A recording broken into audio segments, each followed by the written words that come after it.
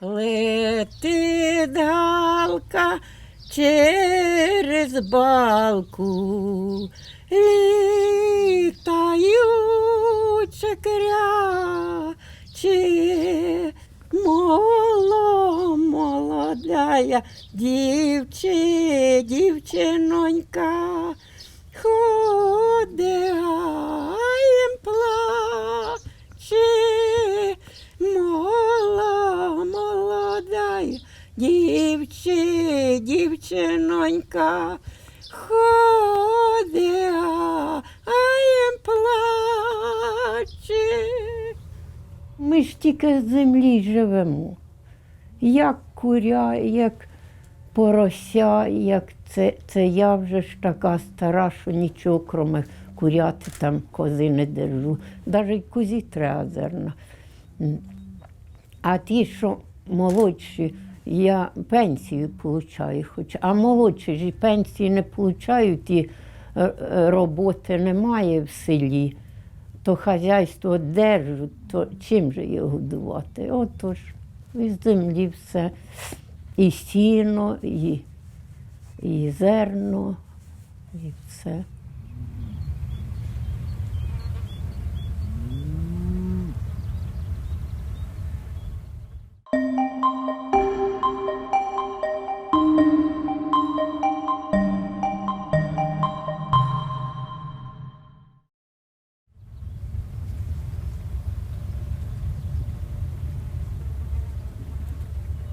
Земля, я вважаю, що це як кормильниця, кормильниця народу. О, кормильниця народу. Давних і давен.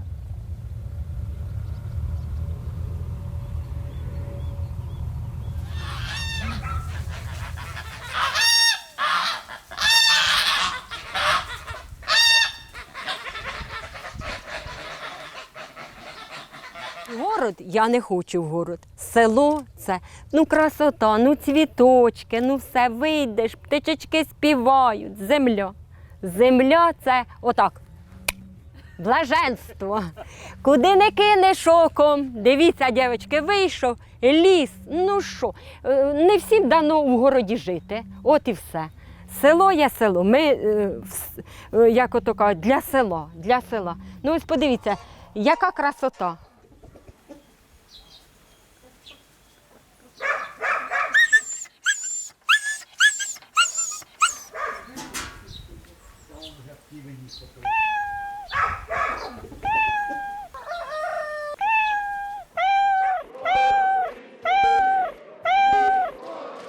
Вночі Верховна Рада України проголосувала за відкриття ринку землі. Проект закону про внесення змін до деяких законодавчих актів України щодо обігу земель сільськогосподарського призначення.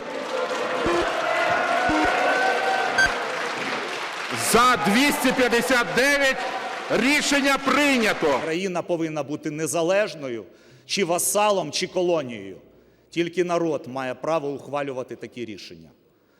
Бо після нашого рішення це не рішення на 10 років чи 20. Це рішення назавжди. І ми повинні надати людям сьогодні право, щоб кожен чоловік в нашій країні отримав свої паї. А сьогодні земля не розпайована, і ви зараз хочете її продати, не віддавши людям їх конституційні права. Парламент розділився на дві частини. Ті, хто здав Україну, і ті, хто боровся проти цього всіми силами, якими міг.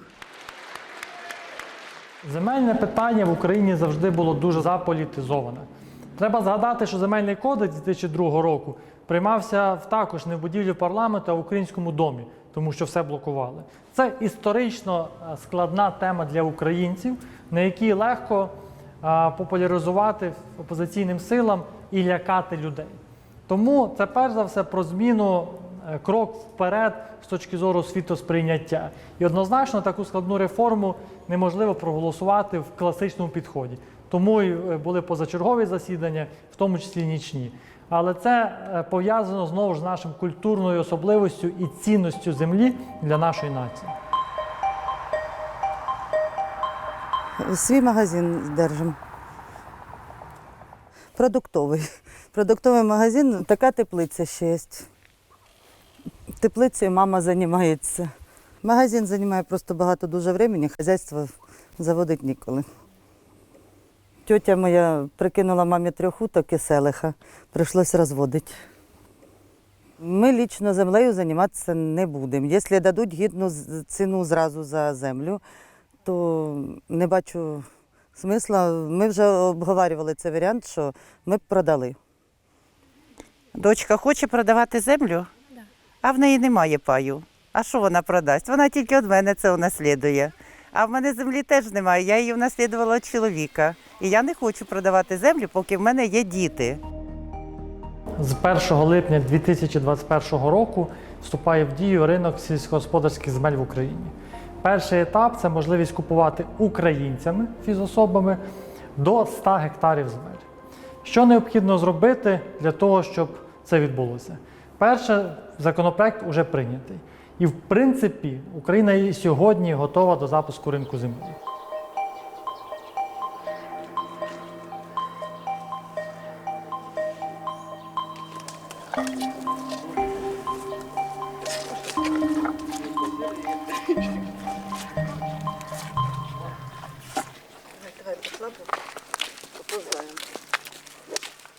Мы теряем свое серце, якби, тому що село должно розвиватися, а розвиватися воно повинно якби, з землею, правильно? То ми стоїмо на тому, що ніяк не можна землю продавати, ніяк не можна. Тому що є люди різні, які можуть її віддати то за гроші, комусь подарити, просто забрати, ріелтори чи хто-небудь, тобто повидурювати землю.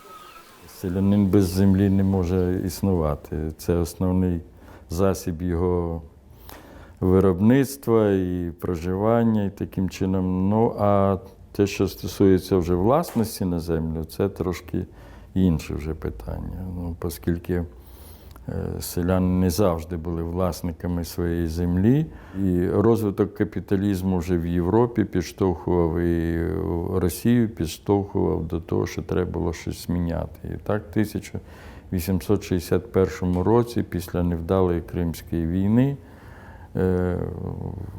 цар Олександр II підписав указ, у лютому 61 року підписав указ про надання свободи селянам. Селяни стали вільними людьми, і відповідно до цього поміщики повинні були виділити їм певну кількість землі. Не кожен окремо селянин, а сільська громада від поміщика отримала певну кількість землі. За цю землю треба було платити.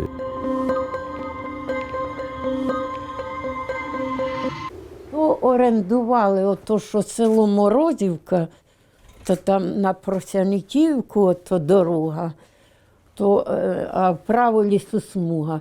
І ото за тією лісосмугою, аж там така могилка, ото там аж орендували землю. Якась озерянська була багата, і ото її там була земля, і вони ото орендували, якось від снопа там вони, як викосять, уберуть, і ото не знаю, скільки там снопів їм, а скільки тій хазяйці. То, каже, запрягають воли рано, щоб же ж поки зерно не сипеться, ото поїхати забрати ті снопи. То гарбу оббивали ряднами, щоб зерно ж не висипалося, щоб і зернини ніде не загубити. Земля багата, тобто, хороша продавалася, а бідна заселялася бідняками. Бідняки трудилися ж на тій же самій землі, тільки усі доходи вони відходили багатими. Так продовжилося аж до 1906 року. Столипінська реформа, вона запропонувала ліквідувати общину і передати землю в приватну власність кожному господарству. Після Столипінської реформи була в батьків земля. І батьки були довольні. А тоді вже забрали ту землю. І селяни мали право вийти на відруб або на хутір, виселитися, вирізати свій шматок землі. Він став його приватним і вийти. Крім того, активно почали продавати землю дворяни.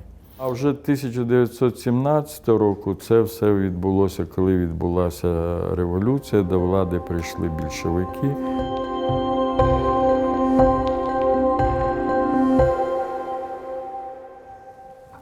Кончив я 6 класів у Солонцях.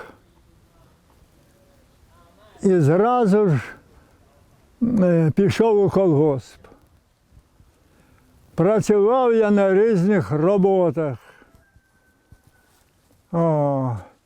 І сіяли, і орали, і волочили, і все на світі робили, хліборобив. Качани мняли вручну, там і зерно, віяли віялками, крутили вручну. То такі роботи були. Ну, треба сказати, що в цій ідеї соціалізму, що земля не повинна продаватися, вони були дуже такими ходовими, можна сказати, що це Богом дароване щось таке, його не можна там товаром існувати. І ці ідеї соціалізму, вони трохи заразили і українських політиків, і в Українській Народній Республіці там намагалися обмежити земельне володіння там 15-30 десятинами землі. А більшовики взагалі націоналізували землю. Націоналізували землю, і селяни знову опинилися. Вони забрали поміщицьку землю, розділили, але вже продати, купити землю було вже фактично неможливо. Засыпали в закрома государства 1 миллион тонн зерна. Треть его составили сильные и твердые пшеницы. Вы понимаете, что сейчас в поле делается? Машины-то наступают. На свекле, на кукурузе, на подсолнушках кругом будут машины. И сегодня-завтра прощай, душа, тяпочка. А то ж не только тяпочка. Посчитайте, какая сила освободится. А сколько у нас таких по району со звездами, с орденами, с медалями и с тяпками. А сколько ненагражденных? Но таких, которые нам не уступят. Завзятых, преданных. Дивизия. Будучи на посаді голови колгоспу, ці повноваження були нам надані про те, щоб розпаювати землю. Були інструкції, були положення. Згідно цих положень ми розпаювали не лише членам колгоспу, але і соціальній сфері, що не було заборонено законом. В разі цього земельні ділянки були значно меншими, тому що в соціальній сфері відійшли. А в загальній кількості вийшло у нас 3 гектари землі. В тім числі мені і дружині. Реформи відбувалися. Коли вже перейшли ми на оренду землі, після того, як вже колгоспи зникли, і я виявив бажання працювати далі в цьому плані. Люди повірили, довірили паї, і зараз так працюємо. Площа, яку ми обробляємо, 914 гектарів. Крім того, ще 3 фермерські господарства у нас, 180 гектарів. Вирощуємо ми кукурудзу на площі до 500 гектарів. Це все ділянки гібридизації. В цьому році ми маємо 13 гібридів. Вирощуємо озиму пшеницю, ярий ячмінь, сою і соняшник. У мене батьки працювали на землі. Я знав цю роботу із малих років. І вирішив долю свою посвятити цій справі. Зараз ми перебуваємо, де сушиться кукурудза, сушарка і топочна машини. Зараз ми зайдемо, подивимося. Батьки працювали в колгоспі.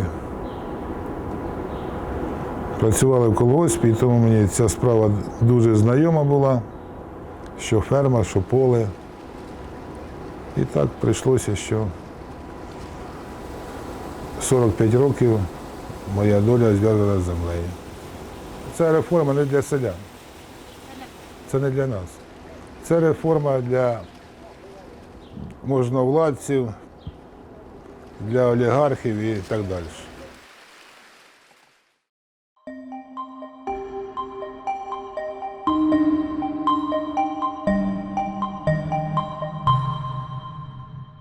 Можливо, ця земельна реформа й треба. Можливо, тому що весь світ, якби, в всьому світі земля купується і продається. Земля є товаром. Тільки там декілька країн не мають цієї можливості. Але ж всьому свій час. І от ви розумієте, що коли такі самі слова говорилися на початку 90-х, коли була велика приватизація великих промислових об'єктів. Що дала ця приватизація? Ця приватизація дала, вона створила олігархічний клас.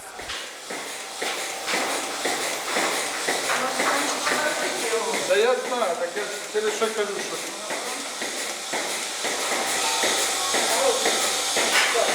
На сьогодні в господарстві нараховується 264 голови великорогатих худоби, в тому числі близько 140 дійного поголів'я. За фахом я сам агроном, але виріс я в селянській сім'ї. Батько був трактористом, простим робочим, мати телятницею.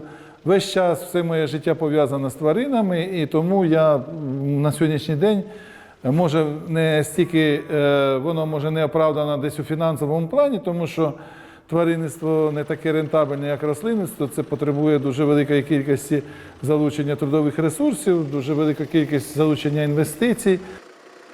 На землі, яку ми орендуємо, ми виділяємо десь близько 200 гектарів цієї землі для того, щоб утримувати це поголів'я. Щоб їх утримувати, 200 гектарів землі. Щоб ці 200 гектарів землі мати, треба її купити. Щоб купити, треба мати кошти. Коштів нема, то треба реалізувати тваринне м'ясо і купити землю.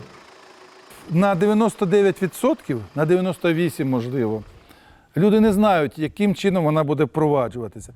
Я більше хочу сказати, що керівників сільськогосподарських підприємств, працівників Міністерства економіки, керівників і працівників обласної державної адміністрації і різного типу чиновники, це на 70% вони не розуміються на цій реформі.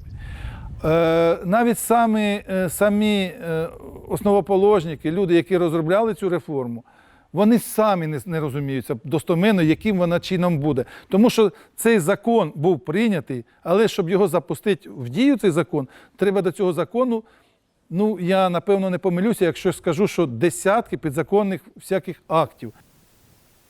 Дуже багато українських громадян, населення України банально не зовсім добре розуміє, в чому сенс, власне кажучи, земельної реформи і в чому сенс тої лібералізації земельних відносин, яку планується зробити зараз, то, звичайно, спекуляцій було дуже багато. Ключове питання земельної реформи, питання запуску ринку земель сільськогосподарського призначення багатьма політиками традиційно подавалося під соусом таким, що це буде якась страшна небезпека, що, знаєте, розказували багато різних якихось легенд, страшилок, що всю землю скуплять іноземці, що у нас якісь явища відбудуться нехороші через це. Ми давимося єгипетською картоплею і китайською гречкою, маючи отаку славетну землю, яку їсти можна, на хліб намазувати і їсти замість чорної ікри і масла. Це профанація і обман України. І я прошу його зараз припинити. Нічого не змінить реформу. Заберуть за копійки, я ж кажу, такі холдинги, якось великі холдинги, вони поглинуть і одноосібників, і фермерів, які мають, допустимо, небагато тої землі. Вони просто поглинуть, розумієте? Тому що вони сильні, а ми ні. І інші 85% населення України – це люди, які не мають пайових земельних ділянок, дуже часто, особливо міські жителі. Да, і вони часто думають, що сенс земельної реформи, що у нас вся земля зараз в державній власності, і значить, якщо ми проводимо земельну реформу, знімаємо мораторій, то значить політики зараз, які зараз при владі, продадуть всю цю землю іноземцями, українці стануть кріпаками на власній землі. І дуже багато людей не розуміють того, що весь сенс запуску ринку сільськогосподарських земель – це надати можливість таким же, як ми, громадянам України, розпоряджатися їхньою приватною власністю. Точно так же, як міський житель, якщо він хоче, він же ж може продати свою квартиру, да, купити собі іншу або щось іще зробити. Чому український селянин, який володіє земельною ділянкою, повинен бути обмежений у реалізації своїх майнових прав? Кожен власник, а в нас дійсно більшість пенсіонерів-власників, зможе чітко зрозуміти, скільки коштує їх земля.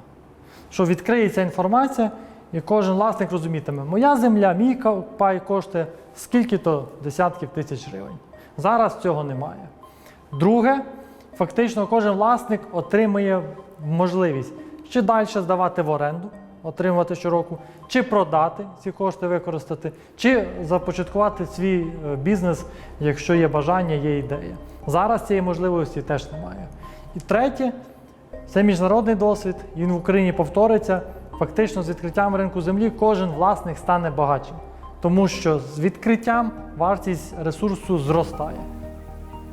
У меня черешня, это чешские сорта, канадские сорта и персик, тоже канадские сорта.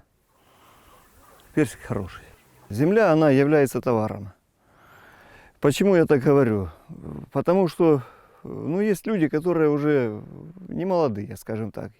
Им уже, я отстраняю мои личные интересы, заработать деньги на этой земле, скажем так, вот со стороны пайщиков, кто дает землю в аренду. Но есть людям, которые уже по 70 лет, по 75, им нужно поправить здоровье. И это факт. Им нужно выучить внуков, помочь им как-то. Там, если у них дети живут в городе, у них не решен жилищный вопрос, у них есть такая возможность, вроде бы как вот у них есть земля. Но они этой возможностью воспользоваться не могут. Зачем, например, им растягивать получение арендной платы на 10 лет, если им нужны деньги сейчас? Правильно?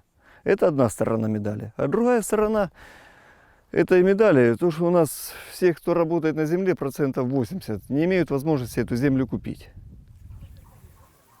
Неможливість людини реалізувати своє право скористатися майном, яким вона володіє, це і порушення прав. А ми, звичайно, зі свого боку розуміємо, що ми живемо в ринковій економіці, ми трансформуємося до європейської системи і судочинства, і поваги громадянина. І, звичайно, що в цих умовах залишатися ще на 10, 15 чи 20 років в країні, де діє мораторій, цього фактично допускати не можна було. Але ми говорили не про те, щоб діяв мораторій, ми говорили про те, що має створитися умови, за яких цей законопроект буде діяти і діяти в інтересах громадян України. Власне, той законопроект, який був прийнятий Верховною Радою, він більш-менш відображає інтереси дійсно громадян України і людей, які будуть працювати на цій землі.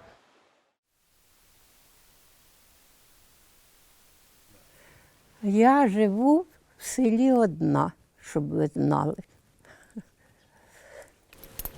Іди, заходь на місто. Ану, о, отуди. Чоловік безпокоївся, як це самому жити. А я казала, давай, люди тікають від ціля, давай і ми. Він, ні, а ми будемо до побєди, це до смерті. Не хотів вже нікуди, дворища цього кидати не хотів, а перед смертю каже, бери мене за руку, та отам бери щось, та й пішли від ціля, це не наша хата. Якби зустріла я його, оце наче так із радості, наче вмерла б я. Так уже я скучила за ним. Хоч ми й старі вже були, а все одно. Землі не треба продавати. Вони її скуплять, такі, що грошей багато, що і нам не останеться, мабуть. Переходити між дітям, діти своїм дітям, і так воно І дивись із землі, то щось таке і буде. Оце і в нас там у морозах багато таких, що хворіють люди. То найбільше ж із чого? І спаю, то гроші платять у лікарню. Як свекор казав, з давніх давен вона продавалася, земля. Продавалася. Але ж купляли багаті. Так і зараз.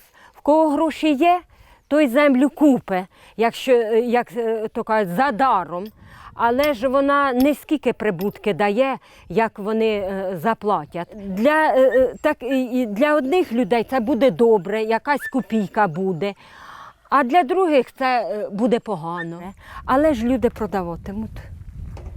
Того, що безвиходне положення, знаєте, кому може і 100 тисяч це гроші, дітям якусь, наприклад, 100 тисяч і в селі можна хату купити. А де такі трошки на ногах стоять, то може ж і не продаватимуть. Ну так як ми, наприклад, ми землі не продаватимемо. Бо це 100 тисяч, 150 тисяч, це нереальна ціна така. А в нас 3 синів. Може, поз'їжджаються та будуть на землі. Зараз завершується інвентаризація земель, але хотів би наголосити, це завершується інвентаризація державних земель. Відношення до ринку землі вона не має, бо в нас заборона на продаж державних комунальних земель. І запускається система земельного моніторингу. Сьогодні в Україні, скажімо так, реалізується, можливо, останній вже етап земельної реформи. Перше і ключове завдання якого – це нарешті зробити українських громадян, які отримали сільськогосподарську землю, повноцінними власниками з можливістю розпоряджатися цією землею. Також паралельно необхідно вирішити декілька важливих задач, які мають зробити земельні відносини в нашій державі більш прозорими, транспарентними, логічними, правильними, з мінімумом корупції. А саме провести справжню земельну децентралізацію, дозволити розпоряджатися публічними землями, не приватизованими нарешті місцевим громадам, які обрані місцевим населенням, а не київським чиновникам. Значно спростити проведення землеустрою, складання землевпорядної документації, тому що ці речі сьогодні пов'язані з захмарною абсолютно корупцією. Ну і, звичайно, запровадити новий вимір публічності у кадастровій інформацію про землю, створивши національну інфраструктуру геопросторових даних. Я на питання про те, треба відкривати чи не треба відкривати ринок землі, завжди відповідаю, так, треба відкривати. Але я розцінюю цей законопроект, розцінюю цей крок як перший реальний крок за 20 років, який зроблений, теперішня влада, який наважили зробити. Чи під тиском, чи не під тиском, це вже якби інше питання, але цей крок зроблений. Її мати, та й на вечірниці,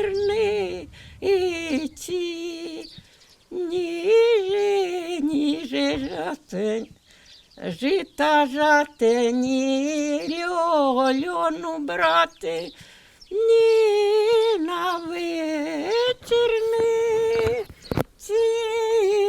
ніже жита.